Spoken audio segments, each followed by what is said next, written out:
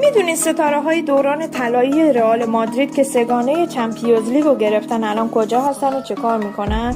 بعضیاشون واقعا غافلگیرت میکنه. سرخیو راموس کاپیتان هنوز داره توی مکزیک بازی میکنه و به فکر بازنشستگیه. پپه بازنشسته شده. کاسمیرو الان منچستر یونایتده. مارسلو بازنشسته شده ولی هنوز مهارتاشو داره. از یه برزیلی چیز عجیبی هم نیست.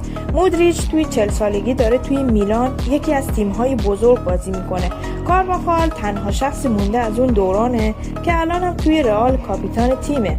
تونی کروس بازنشسته شده و آکادمی فوتبال خودش رو راه انداخته. لوکاس واسکز رفته بایر لورکوزن. ایسکو الان توی رئال بتیس کنار آنتونی داره بازی میکنه. وارن بعد از مصدومیت جدی خداحافظی کرد و بازنشسته شد.